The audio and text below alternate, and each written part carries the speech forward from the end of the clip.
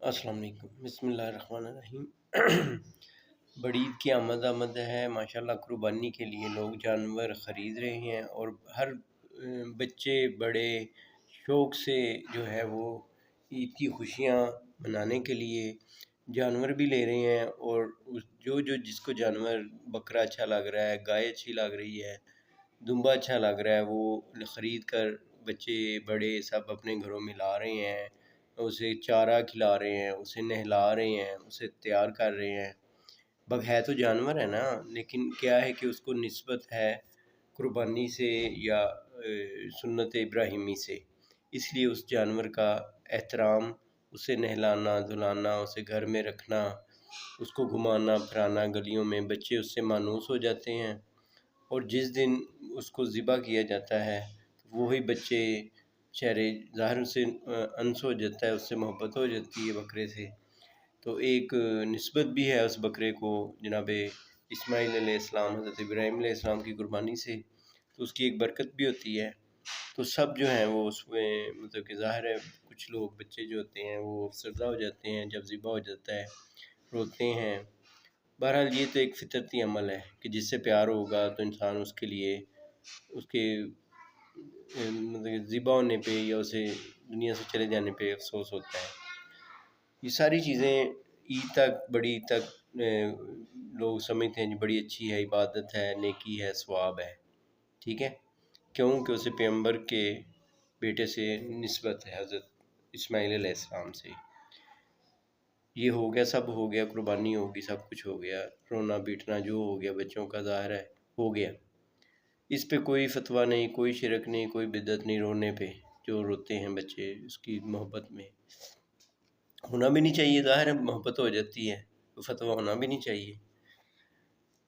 یہی سلسلہ 15 دن بعد محرم شروع ہوتا ہے۔ محرم میں جو ہم زلجنا تیار کرتے ہیں شیعہ، وہ اس کو نسبت ہے حضرت محمد صلی اللہ علیہ وآلہ وسلم کے بیٹے سے، اس زلجنا کو، اس گھوڑے کو نسبت ہے حضرت محمد صلی اللہ علیہ وسلم کے نواسے امام حسین سے۔ اس گھوڑے کو ہم ان محرموں میں سجاتے ہیں، اس کی عقیدت کرتے ہیں، اسے دانہ کھلاتے ہیں، اس کو نسبت دیتے ہیں مولا حسین علیہ السلام کی۔ کربلا میں جیسے شہادت ہوئی، گھوڑے نے اپنے اوپر وہ تیر لیے، امام حسین جب گھوڑے سے گرتے ہیں تو وہ گھوڑا جو ہے گھر کا پالا ہوا تھا، وفادار تھا، تو جب تیر آ رہے تھے بارش کی طرح امام حسین کی طرف یزیدی فوج کے، تو وہ گھوڑا امام حسین کے چاروں طرف گھومتا رہا ہے کہ تیر مجھے لگیں، آقا حسین کو نہ لگے۔ ہم ایسے ہی نہیں اس گھوڑے کا، اس نسل کا احترام کرتے، ہر گھوڑے کا ہم احترام نہیں کرتے جو سڑکوں پہ چلتے ہیں، ٹھیک ہے۔ تو اس پاک صاحب گھوڑے کو ہم نے نسبت جو ہے وہ دی ہوئی ہے، اس پہ کوئی سواری نہیں کی جاتی۔ بہرحال امام حسین علیہ السلام کے غم میں یا اس کا گھوڑا سجانا، ان کے غم میں گھوڑا سجانا، ان کا افسوس کرنا،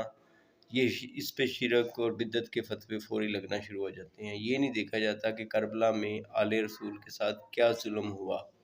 ان کے بڑوں کو شہید کیا گیا، بچوں کو شہید کیا گیا، امام حسین کو شہید کیا گیا، ان کے بچوں کو شہید کیا گیا،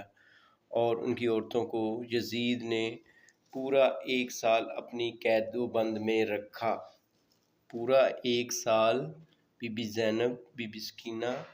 اور آپ کے جو بچے تھے، اہل و عیال تھے، ان کو یزید نے 1 سال اپنی قید میں رکھا، اس کے بعد آزاد کیا۔ کہنے کا مقصد یہ ہے کہ ساری چیزیں محرم آنے پہ، یہ اس لیے بتا رہا ہوں کہ جو لوگ اچھی سوچ رکھتے ہیں وہ ان باتوں پہ غور کریں کہ حضرت اسماعیل علیہ السلام کی بکرے کو سجانے پہ کوئی شرک یا کفر کے فتوے نہیں آتے، لیکن جب امام حسین علیہ السلام کے زلجنا کی باری آتی ہے تو پھر یہ لوگ اس کا رستہ روکتے ہیں، شیعوں پہ